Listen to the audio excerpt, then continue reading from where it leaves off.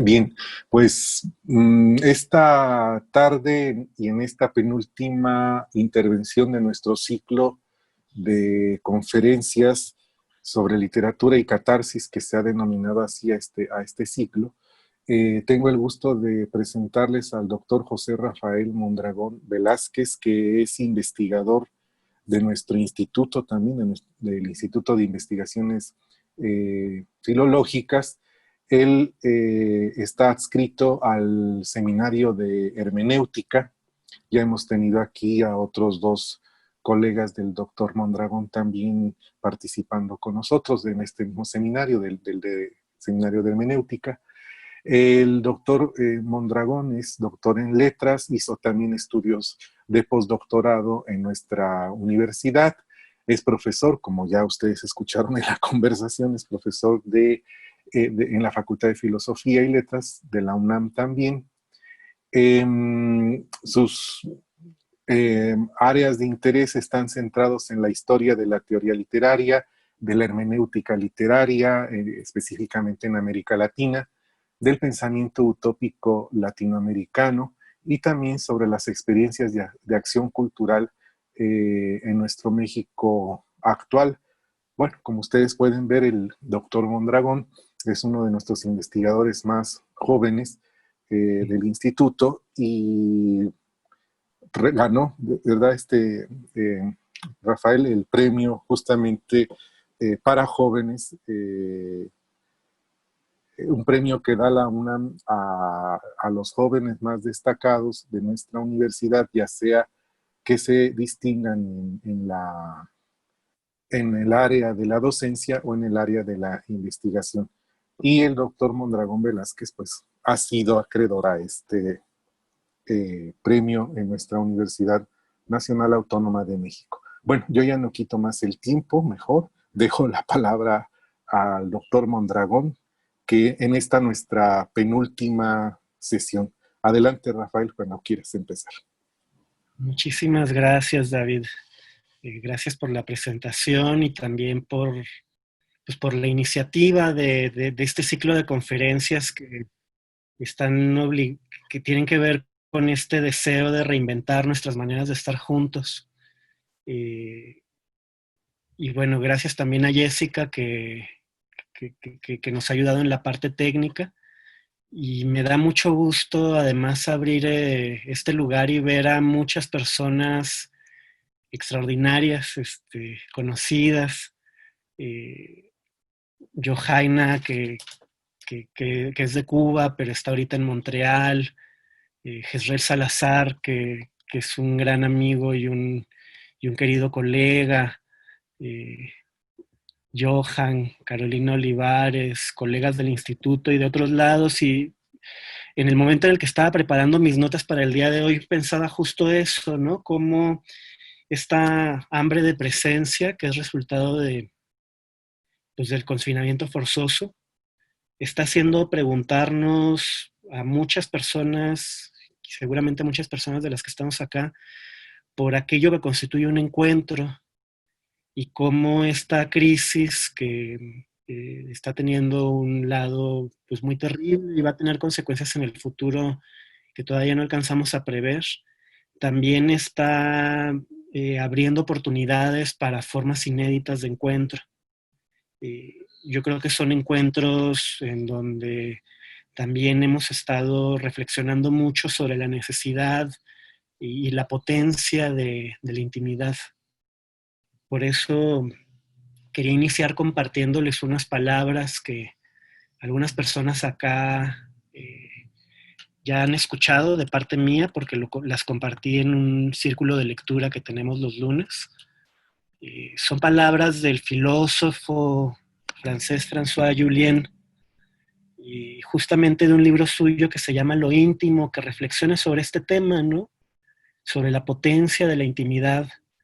Y es un libro que comienza contando una historia que está en una novela que se llama El tren, y es la historia de dos refugiados que se encuentran al azar en el éxodo.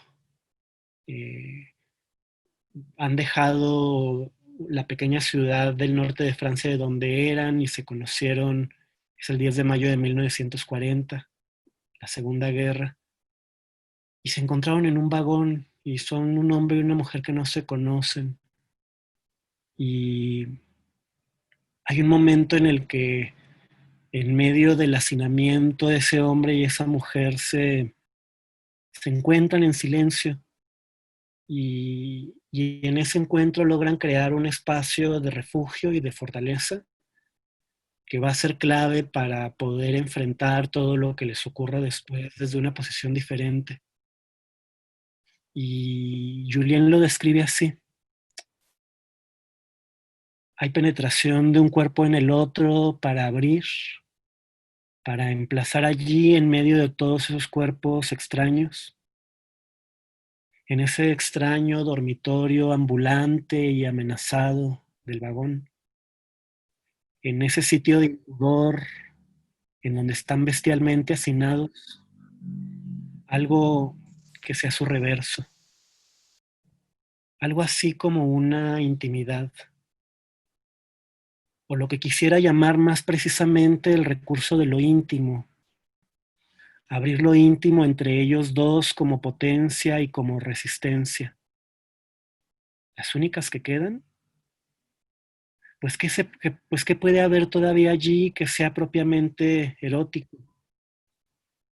Lo que en adelante se ha vuelto primordial, o mejor dicho, lo que se ha vuelto vital, crucial en el extravío que comienza, en ese éxodo que nadie sabe a dónde conduce ni cuándo podrá detenerse, es que el afuera en el que derivan pueda convertirse en un interior compartido.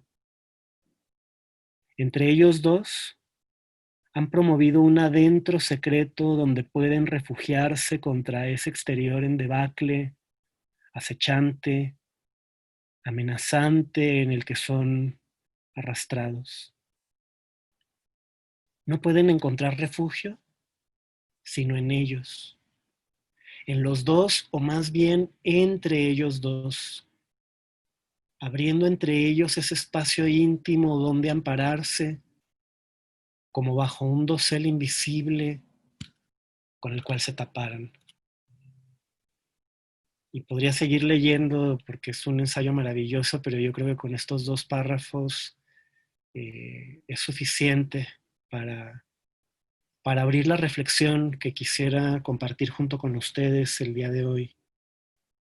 Eh, Además de ser filólogo profesional, yo soy parte de una tradición de investigación no escolarizada que está ligada a procesos de organización popular y que en nuestro continente ha sido muy importante y que muchas personas aquí comparten.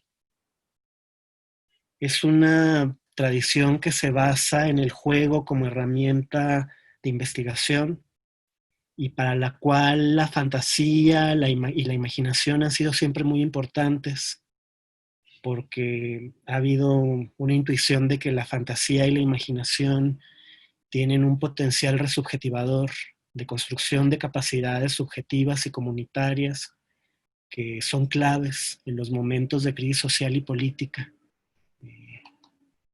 como para la construcción de herramientas de afrontamiento.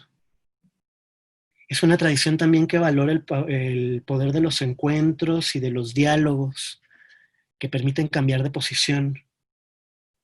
Y también es una tradición que trabaja desde el cuidado de la intimidad y que valora la potencia de la intimidad, del secreto compartido, de estos espacios entre dos que revierten sobre lo subjetivo, pero que van mucho más allá, son un espacio transicional que no son ni el puro espacio subjetivo, ni el espacio de la comunidad crudo. Los temas sobre los cuales quiero conversar con ustedes, usualmente en el México que estamos viviendo han encontrado un nicho. Es un nicho que tiene que ver con la llamada promoción de la lectura. A mí esa expresión no me gusta para nada. O con la mediación y acompañamiento de procesos lectores. Esa es una expresión que me gusta un poco más. Pero también me parece una expresión insuficiente porque Me parece que en otras épocas ha habido expresiones más poderosas que no solamente están ligadas a, qué sé yo, al lema ilustrado de que es importante que la gente lea y comparta cuentos y comparte historias porque leer te hace mejor persona, ¿no? Antes que apareciera el lenguaje de la mediación y que apareciera el lenguaje de la promoción o de la animación a la lectura, que son lenguajes que han estado muy ligados sobre todo al desarrollo de la industria editorial y a la dinámica de mercado que rodea la cadena del libro, estuvieron lenguajes que estaban vinculados al mundo de la pedagogía popular, de la investigación-acción y de la noción de acción cultural, que es una noción que construyó el joven Paulo Freire a principios de la década de los años 60 para tratar de iluminar un problema que creo que sigue siendo pertinente el día de hoy y que sobre todo se ha vuelto pertinente en el momento de abordar esta pregunta sobre la cual estábamos reflexionando David y yo en la plática previa al inicio de esta conferencia. Es una problemática que se enfoca en el cambio social, pero parte de la idea de que el cambio social se vuelve posible cuando se trabaja sobre lo que Freire en sus textos de los años 60 llamaba el simbólico y comprensivo universo en que nos movemos en el mundo. Y está vinculado a todas esas capacidades subjetivas y comunitarias que se construyen en ese universo simbólico y en determinados momentos son fundamentales cuando es necesario crear capacidades de afrontamiento y de resistencia frente a las crisis. Y también es una reflexión que elabora un diagnóstico especial de lo que sería la violencia.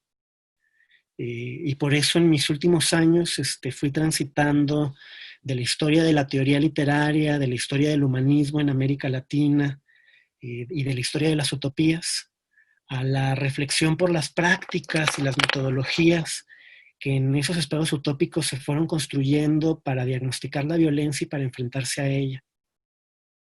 En esa tradición, y esto por ejemplo está explicado con mucho cuidado en la pedagogía del oprimido de Freire, y después fue desarrollado por pensadores y pensadoras no solo de América Latina, pienso en pensadoras feministas como Bell Hooks en Estados Unidos, como Raúl Leis, más cercano a nuestro contexto. Se hace una evaluación particular de lo que es la violencia. Se señala que la violencia tiene un componente simbólico o expresivo que va más allá de la violencia física. Se reflexiona sobre las formas en que la violencia también construye en nosotros y nosotras una imagen ya acabada de lo que es la persona que enfrenta ese proceso violento, de lo que son los demás y también de lo que es el mundo, que es paralela de la dificultad de ver el proceso histórico como algo que se mueve y que está pleno de posibilidades, que no solo es en términos objetivos, sino que está siendo. En esa tradición, por ejemplo, a partir de esta reflexión de lo que la violencia es, se construyeron categorías como la de cultura del silencio, con la cual Freire y otros pensadores de esa época no solo aludían a las dificultades de hablar en contextos de crisis social y política y en contextos de violencia y de dominación, sino también, y este es un tema que puede ser importante en el contexto de un instituto de investigaciones filológicas, se aludía a las maneras en las cuales nuestras formas de hablar, de contar lo que nos pasa, de contar nuestro dolor, de contar nuestro sufrimiento, de contar nuestra indignación, están atravesadas muchas veces ellas mismas por esa misma situación de la cual se habla. Y yo ligaría este tema al tema de las enfermedades de la palabra, que ha sido trabajado con mucho cuidado, con mucha atención por Silvana Rabinovich, a partir del diálogo entre pensadores como Franz Rosenzweig y Eugene Rosenstock-Huessy de principios del siglo XX. Lo digo con otras palabras, la forma en la cual el lenguaje, que participa de situaciones de guerra, de situaciones de crisis, de situaciones de confinamiento, de situaciones de violencia. Es un lenguaje que muchas veces queda coloreado por esas situaciones, de tal manera que hablar de lo que nos está pasando no necesariamente ilumina las cosas que vivimos, y a veces termina enfermándonos más mientras más hablamos de lo que está ocurriendo. Por eso, en esa tradición, la reflexión sobre el encuentro es tan importante, porque se plantea que los encuentros realmente radicales, que no parten de posiciones previamente asumidas y que han sido construidas en el marco de ese proceso violento, sino de la liberación de ese potencial inesperado que tiene el encuentro cara a cara, también está vinculado con la puesta en circulación y la invención de un lenguaje inédito que permite iluminar de otra forma esa experiencia dolorosa, y también está vinculada muchas veces con la puesta en circulación de ficciones y de relatos que ayudan a recuperar la densidad, la complejidad y la ambigüedad de la experiencia del mundo, porque esa complejidad, esa densidad y esa ambigüedad han sido escamoteadas, ¿no? En esa experiencia cerrada que es parte de la violencia y de la manera en que la violencia nos construye cuando estamos atrapados en ella. Por esa razón, en esa tradición de pensamiento y de acción, han sido tan importantes acciones que en otras tradiciones de reflexión y de acción a veces han sido consideradas como acciones menores. Y voy a enumerar algunas en las que yo he estado involucrado y también personas que están aquí. Veo que llegó Ismene Mercado, María Esther Pérez Feria y algunas otras personas seguramente pues, que a las que yo no conozco personalmente han participado de esto. Por ejemplo, construir una biblioteca comunitaria en un contexto de organización popular que tiene que ver con ayudar a que un pueblo se recupere de un sismo. Eso pasó en un proyecto del que participó el Instituto de Investigaciones Filológicas. Reunirse a contar un cuento o a cantar una nana en un contexto en donde parecería que contar un cuento o cantar una nana no es importante porque hay represión social o política en torno de un movimiento que defiende el agua. O leer en voz alta un libro para niños en un barrio que ha sido tocado por una catástrofe natural, o juntarse a tocar la guitarra en una noche larga en donde se ha hecho vela afuera de una Secretaría de Estado para pedir que familiares que son mineros sean rescatados por el gobierno. Y podría seguir enumerando esas pequeñas acciones que les decía el día de hoy usualmente son relacionadas con la llamada promoción de la lectura, o con la animación a la lectura, o con la mediación y acompañamiento de procesos lectores, que otras personas podrían decir tienen que ver con la pedagogía, con lo que hacen los profesores y profesoras, y veo que también llegaron aquí algunos profesores, como Lidia García, que es una profesora del CCH Vallejo, y una persona con una trayectoria muy valiosa en este campo de quien yo aprendí.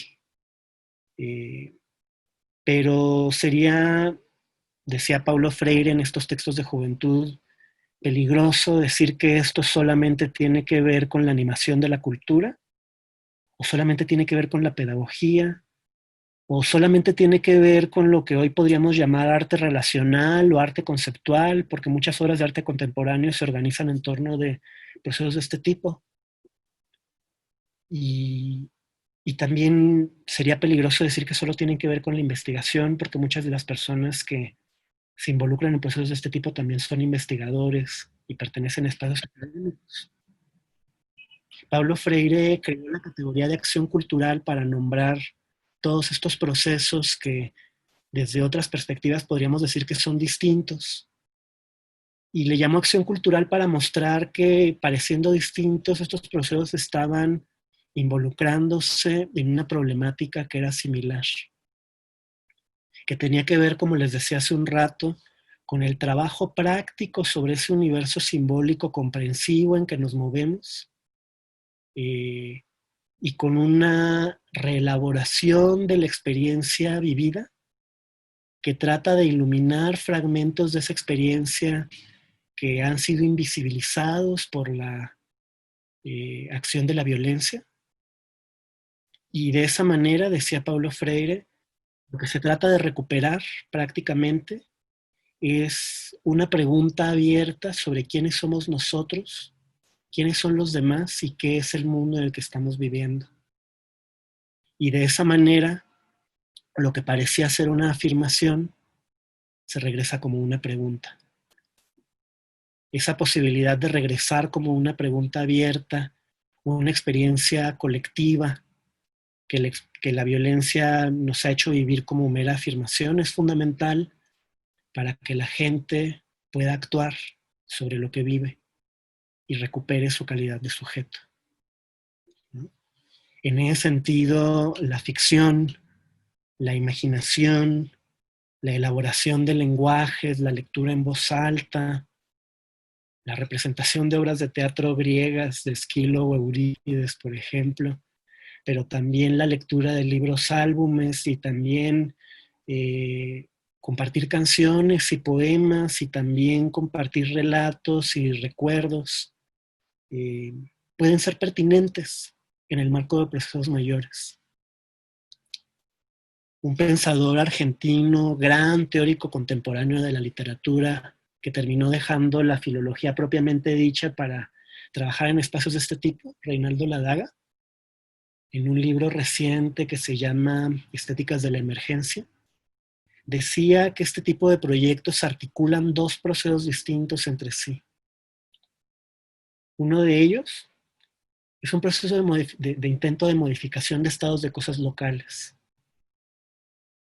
como reparar una casa, construir una biblioteca, movilizarse en torno de un manto de agua, ¿no? En los ejemplos que les decía.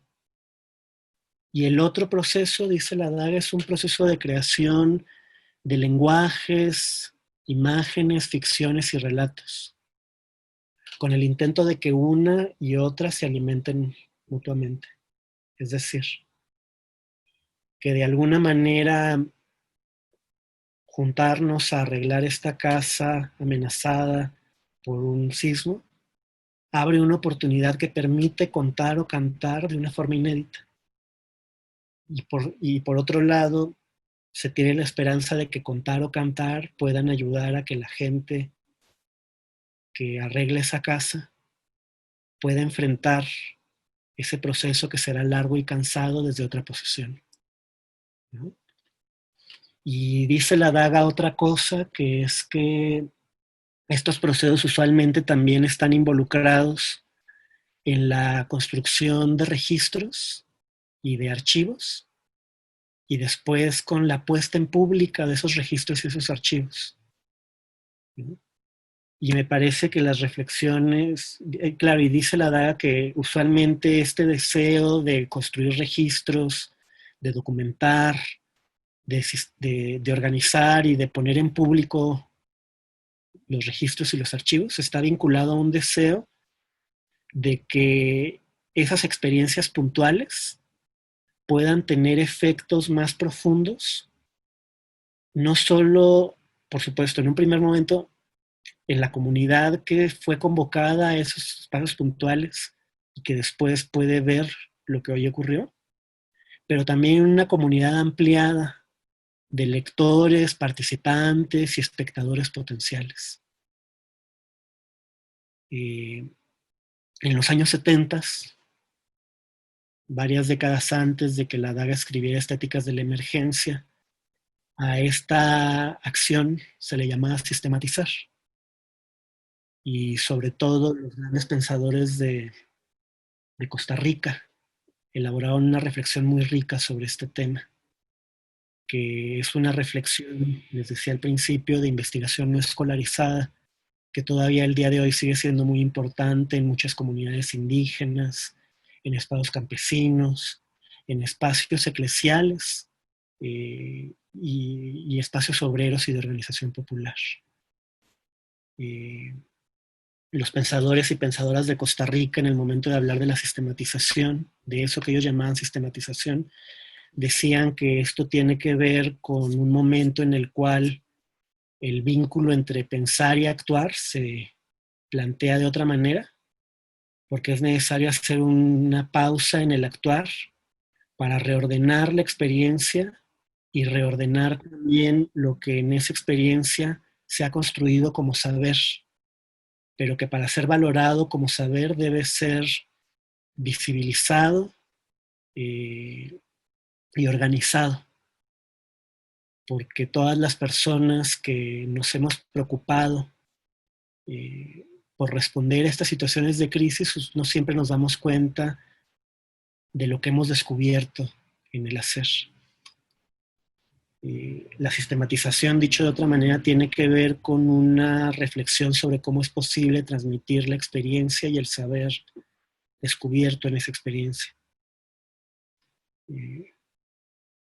Desde un lugar distinto, que es el lugar de la teoría del arte, uno de los mayores teóricos del arte en América Latina en la segunda mitad del siglo XX, el teatrólogo Augusto Boal, decía que este espacio de sistematización, que es un espacio de investigación, es también un espacio en donde se construye algo que él llamaba, en un libro suyo, uno de sus últimos libros, El arco iris del deseo, un espacio estético, que vuelve posible el descubrimiento de un saber, de una estructura del sentimiento y de una estructura de la experiencia.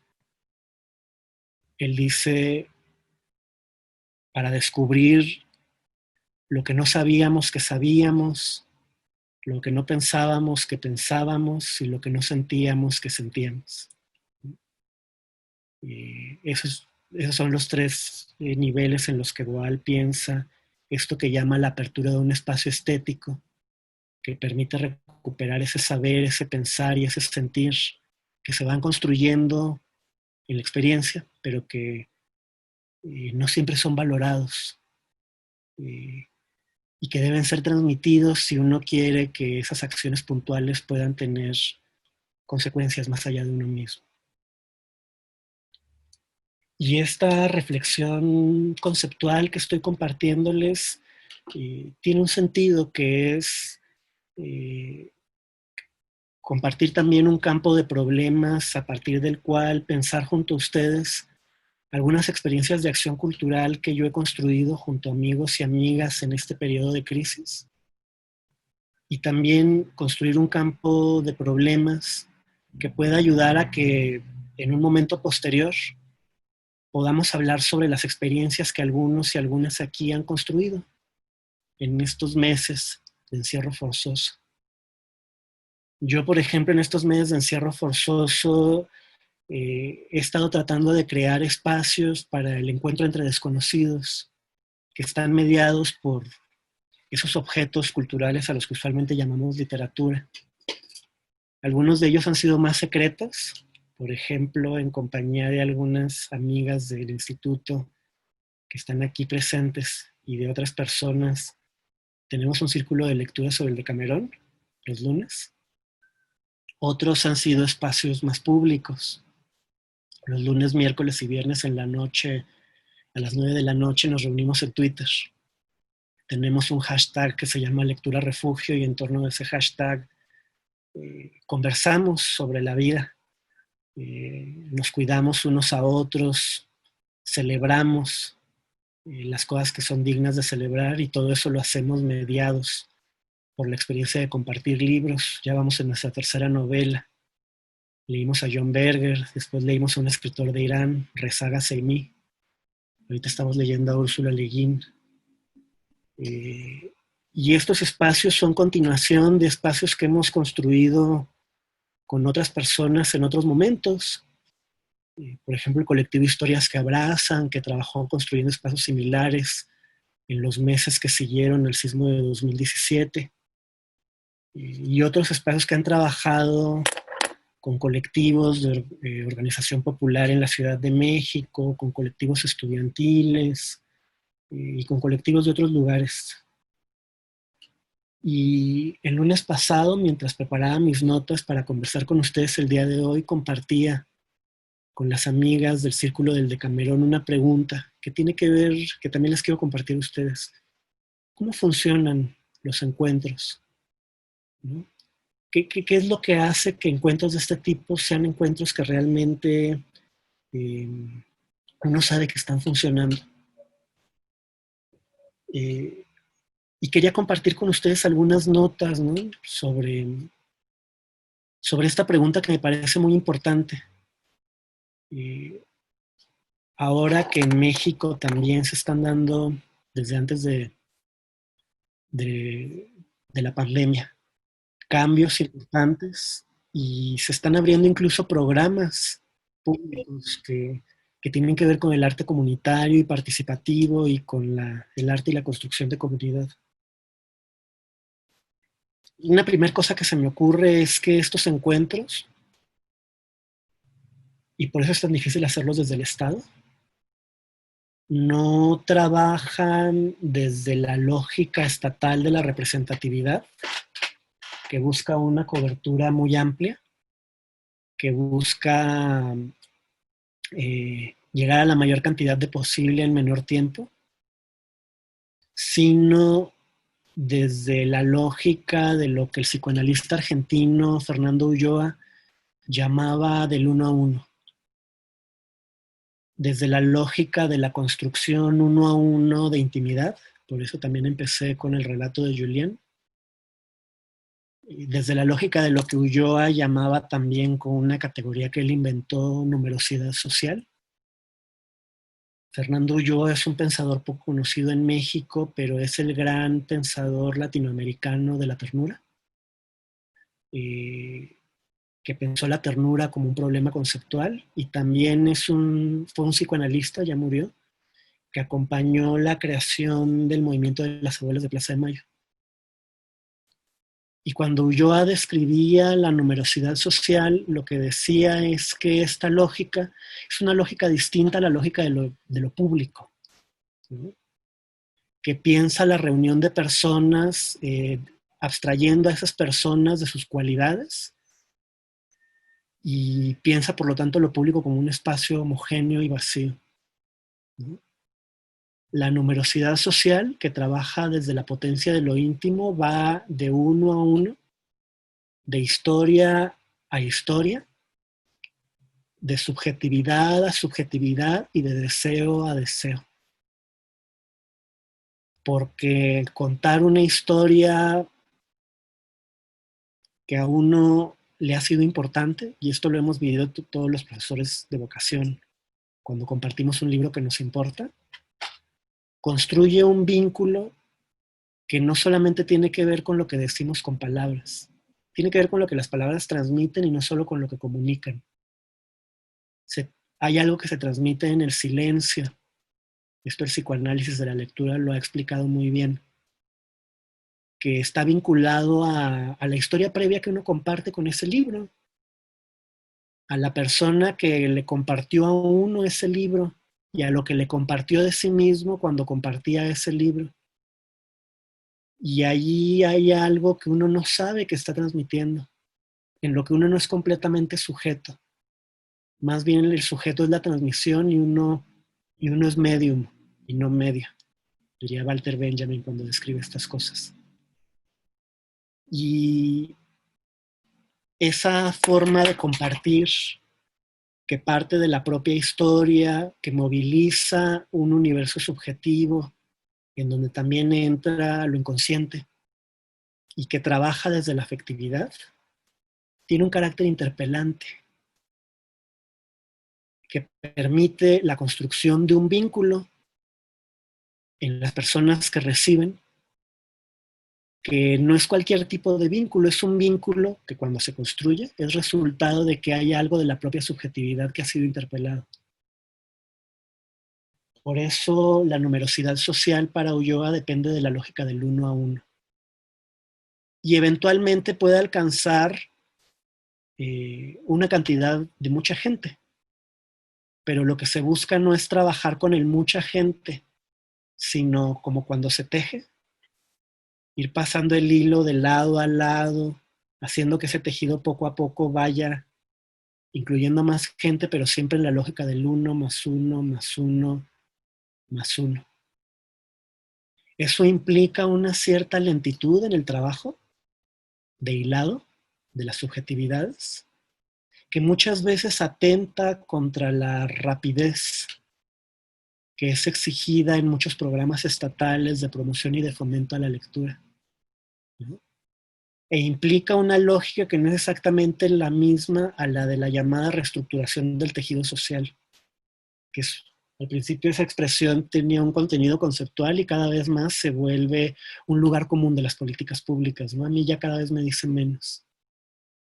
Más que reconstruir el tejido social en abstracto, yo hablaría de la importancia de hilar entre subjetividades, lo cual implica no nada más hilar las personas que estamos, sino también hilar entre generaciones con los que ya se han ido y con los que un día estarán, ¿no? Dicho de otra manera, esta manera de trabajar políticamente puede parecer poco importante porque va partiendo de gestos que son íntimos y secretos, pero tiene una importancia que se juega en otro lado porque está ligado con otra forma de la política que es la política de las generaciones, de la apertura hacia lo inesperado en el pasado y de lo inesperado en el porvenir. Eh, en ese sentido, me parece que la reflexión de Ulloa sobre el uno a uno, sobre la intimidad y la numerosidad social, es una reflexión que puede ser importante en el momento en que nos preguntamos qué hacer con la angustia, qué hacer con esa angustia que es imparable porque las condiciones en que estamos viviendo implican un peligro frente al cual no tenemos respuesta el día de hoy. Y qué hacer también con el miedo y qué hacer con el odio, que muchas veces es convocado como un mecanismo de defensa frente a ese miedo y esa angustia, que parece no solo son definitorios de la situación que estamos viviendo en estos meses, sino, como decía David hace un rato, probablemente serán definitorios de la situación que viviremos en el mundo en los próximos años, porque estamos entrando en una época nueva, en donde la incertidumbre, el miedo y el odio estarán cada vez más presentes y será necesario aprender a responder frente a ellos. Otra cosa que me parece importante tiene que ver con cómo los libros, los relatos, eh, los textos que usualmente llamamos literarios, en esta forma de reunión funcionan como lo que desde el psicoanálisis podríamos llamar una especie de espacio transicional.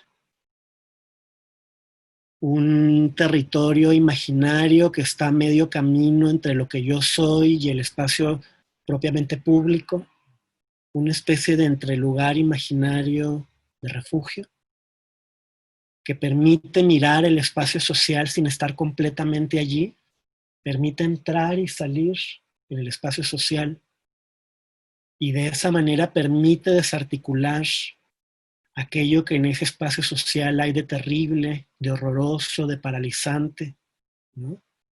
Porque ese espacio transicional está poblado de lenguaje, de palabras, de metáforas, de símbolos, ¿no? Esto es algo que yo comencé a trabajar prácticamente en torno de 2014, interpelado por una problemática pues, que en México sigue siendo muy importante, que es la problemática de la violencia espectacular y ejemplarizante.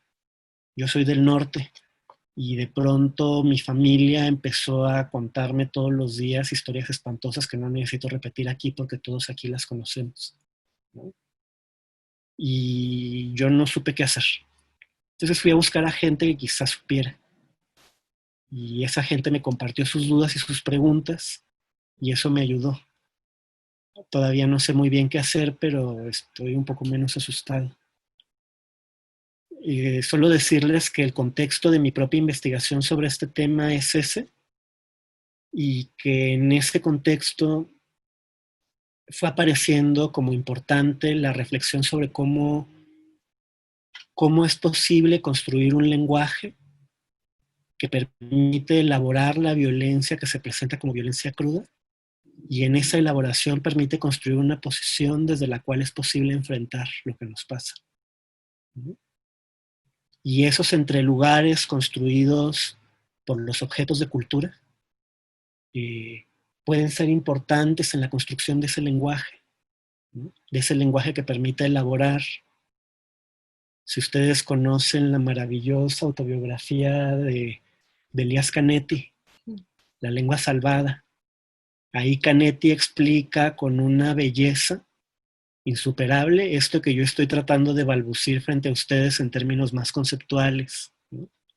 Y habla de cómo cuando él era un niño y acababan de huir de Europa, habían llegado a Inglaterra, habían huido de la Europa continental, su papá le empezó a regalar libros. Eran unas ediciones de color verde que contenían adaptaciones de los libros que desde entonces serían los libros más importantes de su vida. Dice que de todos los libros importantes de su vida en ese momento solo faltó Dante, pero que allí estaban Ulises, y estaban los mosqueteros, y estaban las grandes obras griegas, y que él esperaba todas las noches a que su padre llegara del trabajo porque él tenía varios hermanos, pero había un momento de la noche que era solamente para ellos dos, en donde se iban solos a un cuarto. Y entonces el papá le preguntaba: ¿qué leíste hoy? Y como si fuera Sherezada, Canetti contaba para su padre lo que había dicho. Y habla de cómo esos personajes se volvieron personajes que permitieron a Canetti ser acompañado durante todas las cosas que pasaban el resto de su vida. Y de esa manera funcionan estos estados transicionales. Regalan un lenguaje con el cual contar las cosas. Regalan un conjunto de metáforas que a veces ni siquiera son de esos libros, sino vienen de más atrás.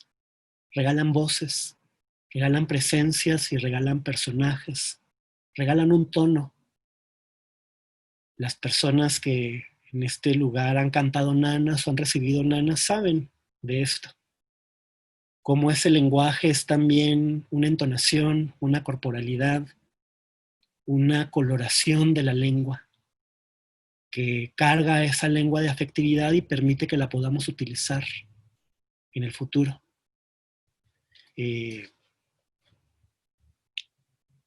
Y lo que he sentido en estas reuniones entre desconocidos que he tratado de animar en estas semanas es que juntarnos a hablar de lo que nos está pasando con la excusa de un libro produce un efecto distinto a cuando simplemente nos juntamos para hablar de lo que está pasando.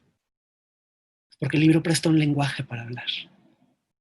Y ese lenguaje descentra nuestra propia experiencia, la abre a cosas inesperadas e inéditas, abre canales de diálogo que permiten visibilizar partes de esa experiencia que han sido invisibilizadas y permiten que a una experiencia que parece cerrada y que tiene que ver con mi propio dolor, responda a otra experiencia de otra persona que parecía no tener nada que ver conmigo, pero que resulta tener que ver mucho. Y que esa capacidad de prestar un lenguaje que tienen los libros y las obras que usualmente llamamos literarias, es una capacidad que no solo está vinculada a la elaboración de la experiencia, sino a la recuperación de una cierta capacidad productiva. ¿no? Yo, mis reuniones de las noches, las empiezo siempre preguntando a qué convocó el libro. Y pregunto por los recuerdos y por los sueños. Porque ese lenguaje no solamente trabaja sobre la experiencia inmediata, sino también sobre la experiencia latente y profunda que está ligada al sueño, al recuerdo y a la elaboración fantasiosa del futuro, ¿no? Y cuando uno pregunta sobre eso mediado por un relato, el saber que se ha construido en esa experiencia profunda, que es la experiencia del sueño y del recuerdo, puede volverse visible también, lo cual significa poder decir que somos más que lo que estamos viviendo en este momento y también que podemos ser más en el futuro, ¿no? Y eso es fundamental.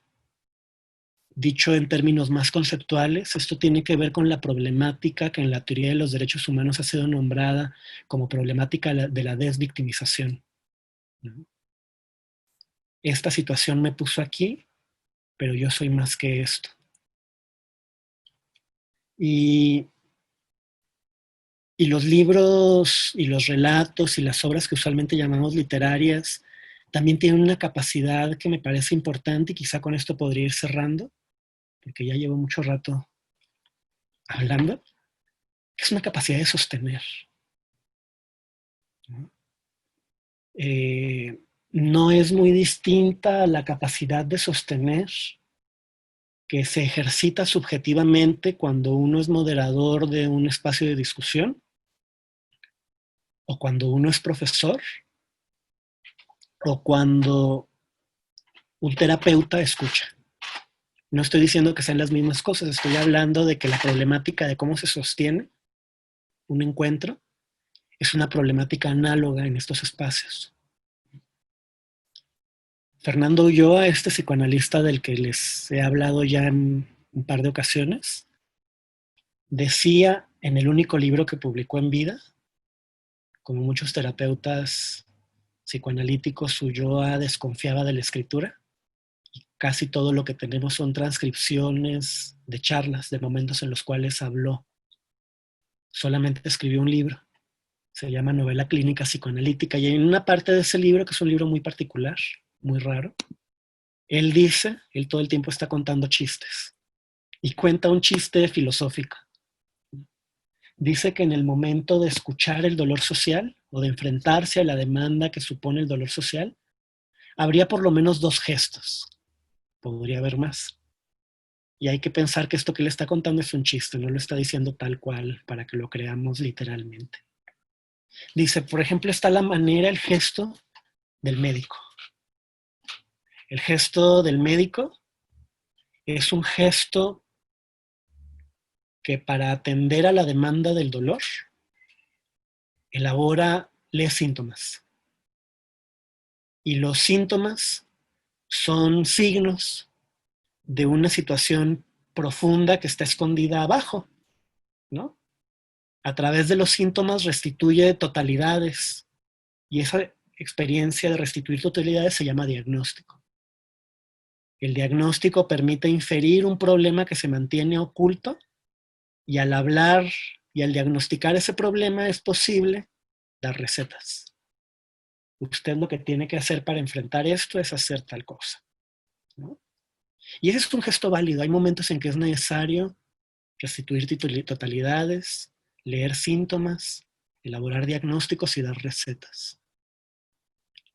Pero hay otros momentos en los cuales ese gesto no es un gesto que baste. Hay momentos en los cuales no es éticamente válido, no es éticamente suficiente, digamos, la actitud de aquel que lee síntomas, elabora diagnósticos y da recetas.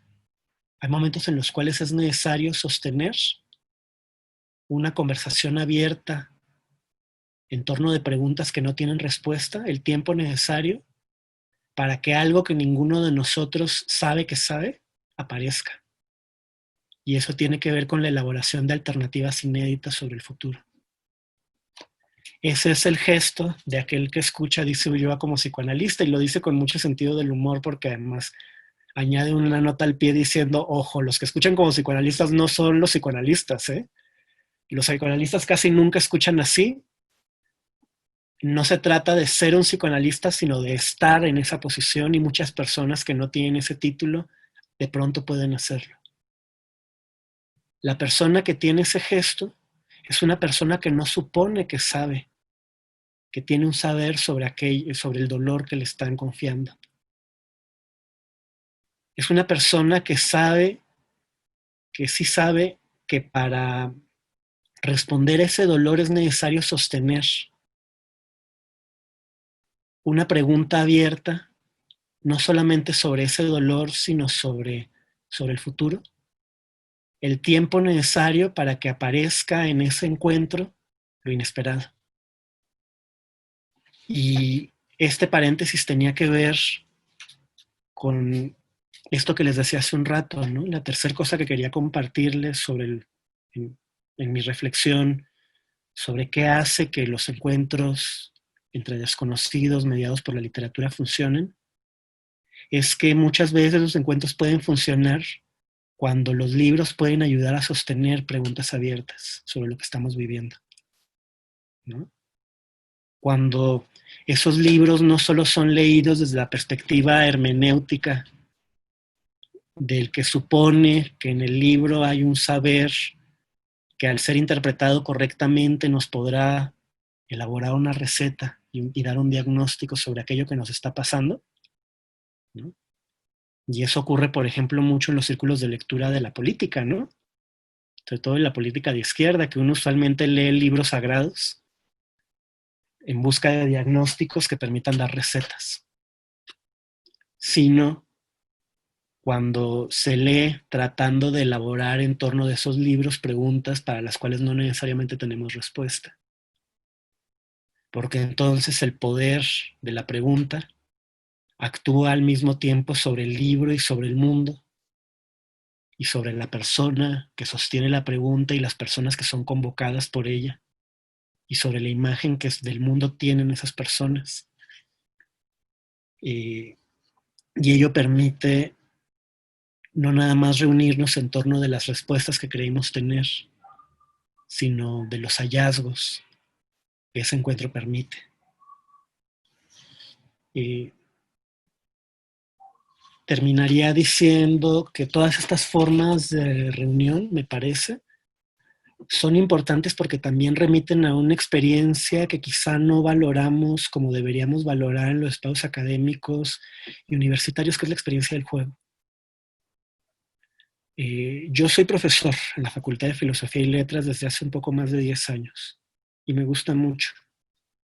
Pero también desde hace mucho tiempo he ido sintiendo una necesidad cada vez más grande de acercarme a otros espacios, no necesariamente escolares, en donde la lectura de determinados textos no necesariamente tiene que ver con saber con certeza lo que los textos quieren decir, sino con sostener una duda que permite que esos textos puedan alimentar preguntas abiertas sobre quiénes somos y sobre el futuro, lo cual no implica dejar de leerlos con cuidado.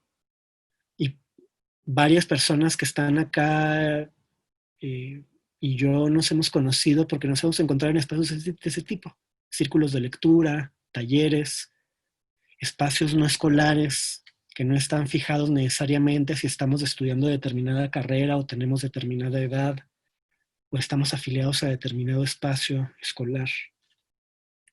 Y son espacios en donde se lee, usualmente se dice por disfrute.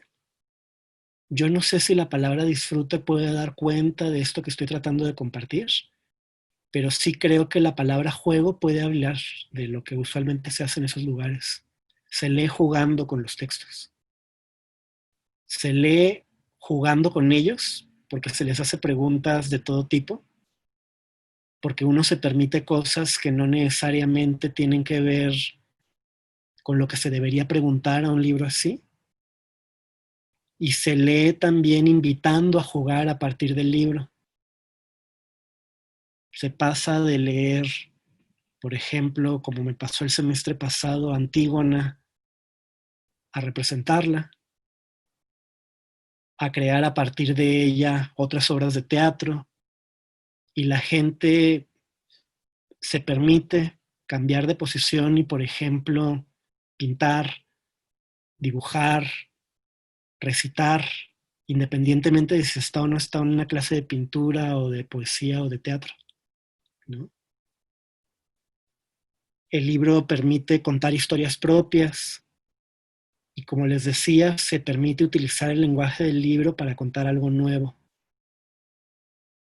Yo creo que el juego implica una forma de pensar, tiene una fuerza epistemológica que es muy importante y que es muy importante en los momentos de crisis social, cuando, como decía al principio, el futuro parece cerrarse y muchas veces quedamos atrapados en imágenes cerradas, no nada más de lo que es el mundo, sino de lo que somos nosotros mismos y de lo que son los otros.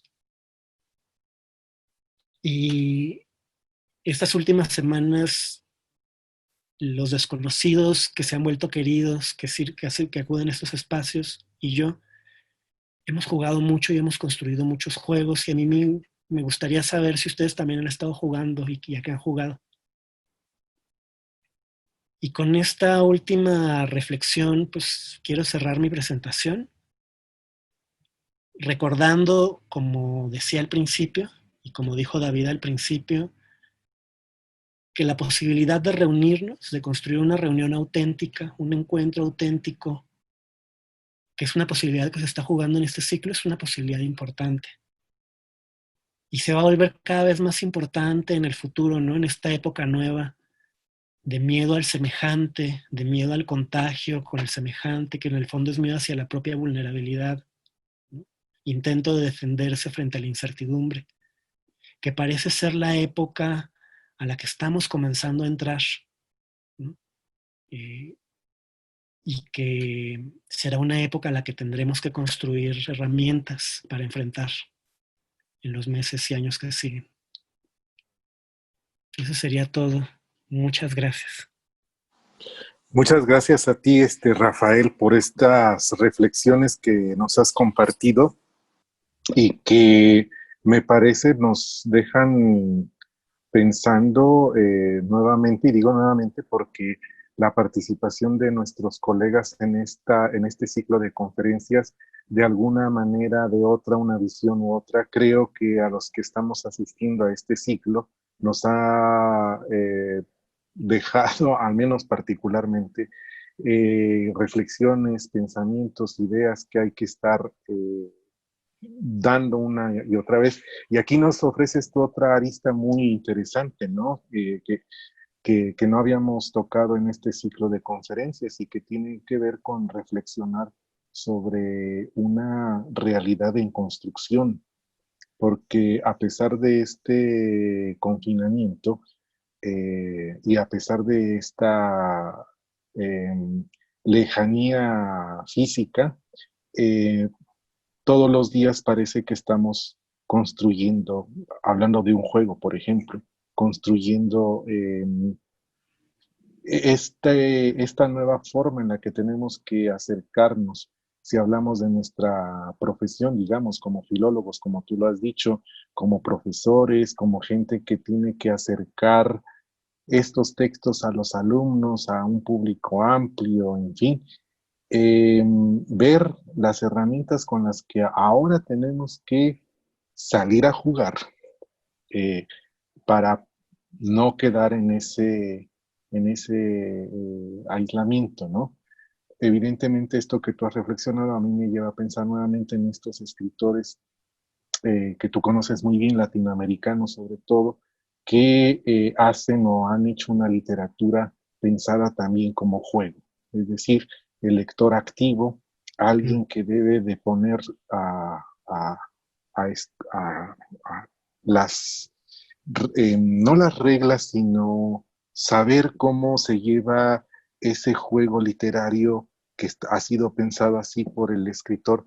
Pero esto que tú nos dices va más allá y creo que va mucho más allá. encontrarle el aspecto lúdico como profesor, como lector, como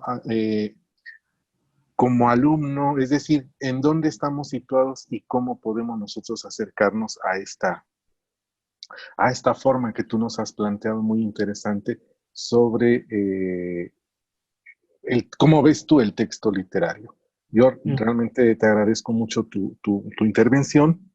Vamos a ver si hay alguna pregunta por parte del público y en lo que aparecen o si tú las estás viendo por ahí, Sí. ya puedes tú mismo ver o ver que si tienes algunos minutos más que responder. En lo Claro. que pasa esto, no sé si nos podrías decir en pocas palabras la experiencia de Tlayacapan. Yo creo que de Soga Viviente me preguntas, David. Sí, Yo creo que sería buena idea que Tatiana Aguilar, la doctora Tatiana que está aquí, que es quien ha llevado esta experiencia, nos contara. Porque yo la conozco de lejos, pero me parece una experiencia muy importante y también que lleva como ha llevado una reflexión muy importante sobre lo que un instituto como el nuestro puede hacer ante las crisis del país. pues yo creo que será, ya la estoy comprometiendo, pero quizás será oportuno que la doctora Aguilar quizá nos acompañe en otra sesión para comentar. Te lo comento porque hablabas de esta construcción de espacios, ¿no? Bibliotecas, desde la virtualidad lo que están haciendo ahora, es decir, los diferentes espacios en los que se puede crear esto que tú planteas aquí. Uh-huh. Sí, sí, sí. Hay una persona, Alexandra Saavedra, Sí, que voy a leer lo que puso porque me sí, parece que es bien importante y que valdría la pena si ella quisiera abrir su micrófono, que nos hablara un poco más de esto y después yo añado mis reflexiones. Perdón, no es Alexandra Jiménez. Aquí en Colombia, dice Alexandra, entendemos mucho las reflexiones de esta conferencia. Tenemos varios espacios de tejido social. Uno de ellos, el Museo de Reconstrucción de la Memoria, hoy afectado por el gobierno nacional que lo quiso cerrar. Alexandra, si quisieras contarnos de viva voz un poco cómo funcionan estos espacios, tienes toda la razón y lo que yo compartí es una reflexión que en parte tiene que ver con lo que se hace en espacios de este tipo. Pero ya que estás aquí, sería muy valioso que nos contaras un poco sobre esta experiencia y quizá yo después pueda añadir una o dos cositas a lo que tú nos digas. Bueno, muchas gracias y buenas tardes a todos. Yo les hablo desde Colombia y pues como ustedes sabrán, somos un país tocado desde hace más de 50 años de historia por la violencia y pues en nuestro país entendemos muy bien la conferencia del doctor Mondragón porque tenemos varios espacios alternativos de alguna forma en comunidades que han ayudado a la reconstrucción y a reconstruir finalmente un discurso un poco olvidado por el Estado y es una reconstrucción de la memoria, porque en esa violencia se pierde y se olvida.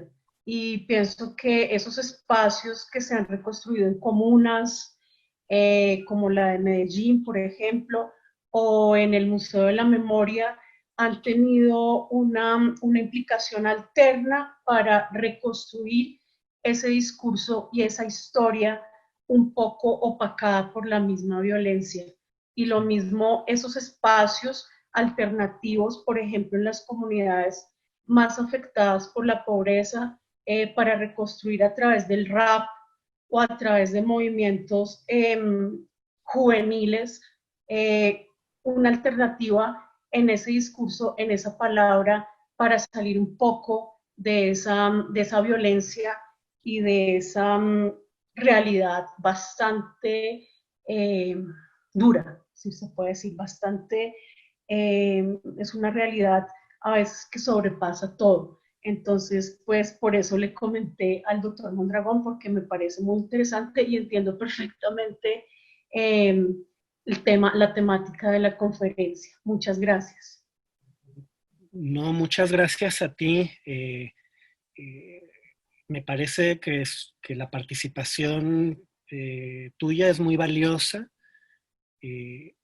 Fíjate, eh, muchos de los ejercicios de lo que ahora se llama creación colectiva, que yo usualmente trato de construir en los espacios de lectura en los que participo, son ejercicios que no vienen del ámbito de la llamada promoción de la lectura, vienen de los colectivos de derechos humanos. Por eso les decía al principio que a mí el lenguaje de la mediación no me basta. Y la promoción de la lectura y la animación a la lectura me parecen todavía peores, porque la problemática es mucho más poderosa y más amplia. Por ejemplo, los juegos y ejercicios que construyó este extraordinario pensador vasco, Carlos Martín Beristain, en el contexto de su trabajo para la creación de grupos en donde se comparte la palabra después del genocidio guatemalteco, son ejercicios que, que han sido fundamentales en la pregunta de, de cómo construir espacios de lectura que yo he compartido con mediadores y mediadoras de México. Y hay muchos ejercicios que usualmente se hacen en los espacios de mediación y promoción de la lectura que vienen de esos contextos. Lo que pasa es que los mediadores ya no se acuerdan. Y muchas veces, fíjense, en México el tema de la mediación y de la promoción de la lectura me da la impresión, aunque aquí hay gente que sabe más de esto que yo, que es un tema todavía relativamente marginal. En otros lugares como en España, ya ha penetrado en la política educativa de Estado y hay cuentacuentos en las escuelas. Y eso tiene una parte buena y otra parte que no creo que sea buena, porque se ha creado una especie de star system de cuentacuentos que van de escuela en escuela y son muy efectistas, y la relación de lo que se hace en estos espacios de lectura con espacios que parecieran ser de otro tipo, pero no son de otro tipo, como los espacios que nos dice Alexandra, se vuelve cada vez más débil. Porque no se trata de crear espacios para la lectura nada más, ni de que leer nos vuelva en automático mejores personas. Se trata de reconstruir la capacidad de palabra y la capacidad de encuentro para elaborar juntos de otra forma nuestra experiencia del presente, del pasado y del futuro, y de esa forma abrir posibilidades inéditas para enfrentar lo que vivimos, ¿no? Por eso los ejercicios se parecen y por eso en realidad unos y otros aprenden, ¿no? Unos aprenden de otros, perdón. Y yo creo que en espacios como el Museo de la Memoria de Colombia hay un saber práctico que valdría la pena, del que valdría la pena aprender. Yo no conozco mucho de la experiencia de Colombia y me gustaría mucho aprender, conocer más a Alexandra. Ojalá podamos seguir en contacto. Sobre todo he aprendido de la experiencia de Guatemala, de la experiencia de El Salvador, en donde también hay una reflexión muy interesante sobre estos medios. Y bueno, con eso cerraría. Pero quiero leer las preguntas que planteó aquí Ismene Mercado,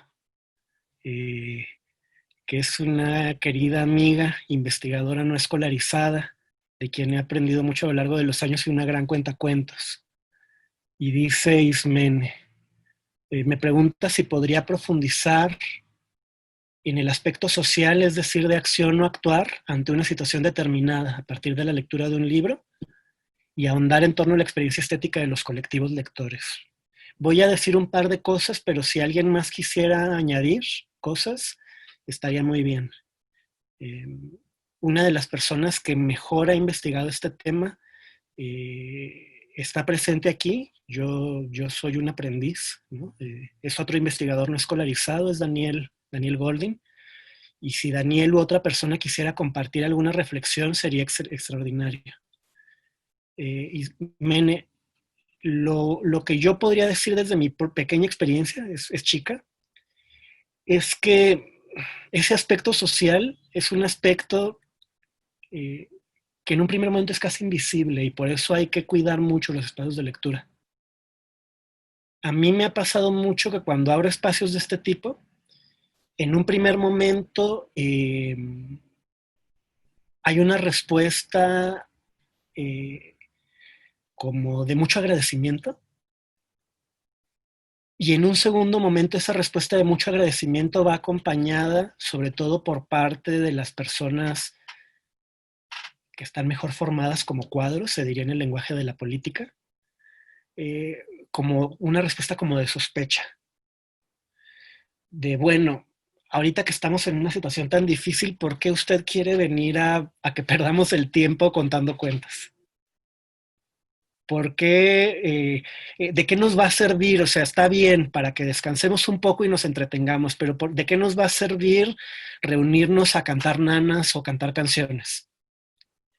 Este aspecto de la oralidad que Carolina Olivares en el chat acaba de señalar que es tan fundamental en estos espacios, la tensión entre lo oral y lo escrito. Y en mi experiencia personal, usualmente son las mujeres las que tienen mayor capacidad de decirle a sus colegas varones, por favor deténgase, parece que esto no es importante, pero es importantísimo, y ayudan a que los varones dominen la ansiedad y permitan que la experiencia se desenvuelva.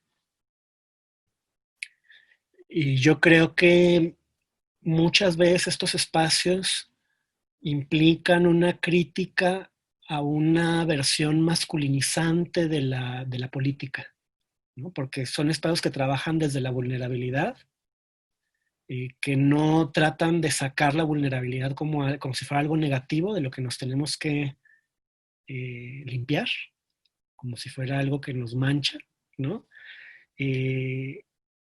Trabajan desde la vulnerabilidad, desde el deseo, y en esa medida implican una puesta en crítica de estos valores masculinizantes vinculados a la cultura militante tradicional.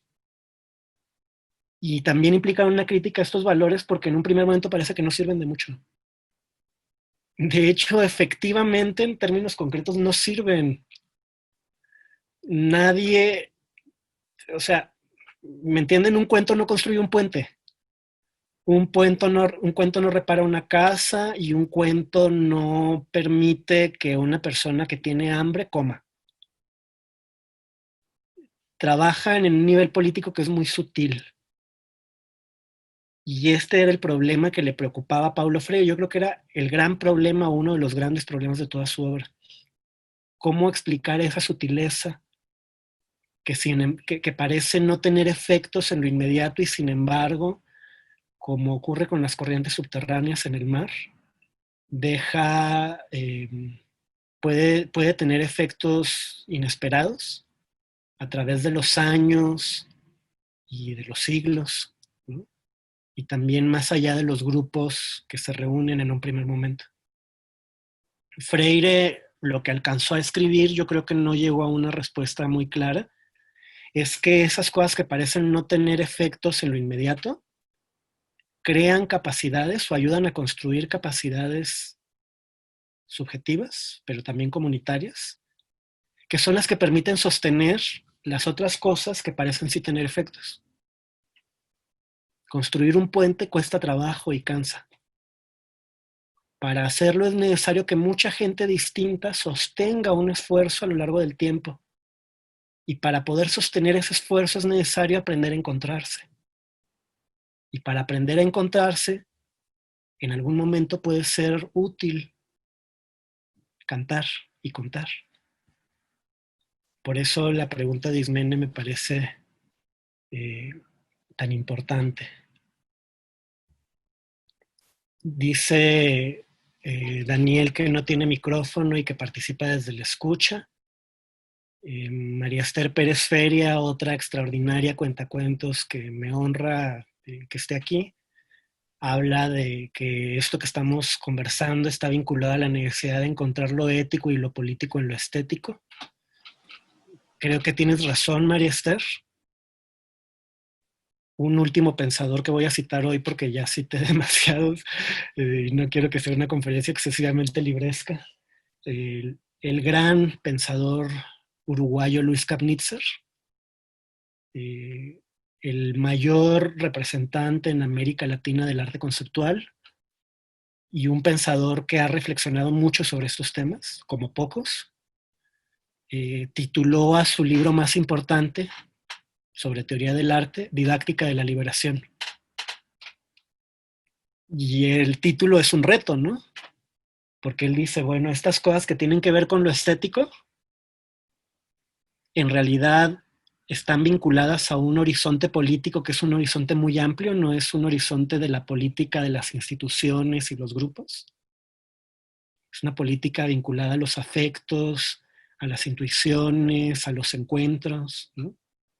Y a su vez ese horizonte político en realidad es la puesta en práctica de determinadas intuiciones éticas. Por eso su libro sobre arte conceptual se llama así. Y añade María Esther, coincido plenamente, las prácticas, encuentros de lectura social tienen que partir de otros modos de imaginar, otras posibilidades de mundo. Hay que desprendernos del discurso romántico de la promoción de lectura y migrar hacia actos de responsabilidad ética, de responder a las vulnerabilidades que nos hacen coincidir, y estoy completamente de acuerdo. Itzel Arenis, quizá con esto podemos ir cerrando. Dice que es interesante este acercamiento desde la duda. Yo considero estos espacios como los que vuelven al análisis literario un verdadero movimiento, en el sentido de que invita a aquellos que participamos en él a reflexionar, de adentro del texto hacia afuera y luego de regreso. Estoy de acuerdo con lo que dices, Itzel, y me parece que este apunte que dejas puede llevar a una reflexión más amplia en el futuro. Es esta dialéctica entre la lectura del texto y la lectura del mundo, ¿no? Que fue también explicada por Freire y que en los últimos años ha sido desarrollada a cabalidad por una pensadora sensacional y que muchas personas aquí admiramos y queremos, que es Michel Petit, ¿no? El último gran libro de Michel Petit, su título es un homenaje a Freire y se llama Así leer el mundo. Bueno, pues bueno, Rafael, ya varios se están retirando de la sesión, bueno, porque tenemos luego clases y demás. Yo quiero nuevamente agradecer tu presencia y agradecer tus palabras y todo esto que nos has dicho esta tarde, que sin duda viene a enriquecer este ciclo, como he dicho hace un momento, porque nos está dando otra arista, otra manera de ver diversas problemáticas que tienen que ver con nuestro trabajo y que yo me voy muy contento porque completa todo el cuadro que creo que hemos estado construyendo a lo largo de estas charlas. A todos los presentes, pues muchas gracias y nos vemos el próximo lunes en nuestra última sesión con el doctor Javier Espino. Con él vamos a cerrar este ciclo y ya les estaremos dando noticia sobre los resultados de este ciclo y otras actividades que estará desarrollando el instituto a través de estas tecnologías, a través de estos modos de comunicarse ahora. Pues muchas gracias, Rafael, estamos en contacto y buenas tardes a todos. Buenas tardes. Hasta Gracias. luego, que estén bien.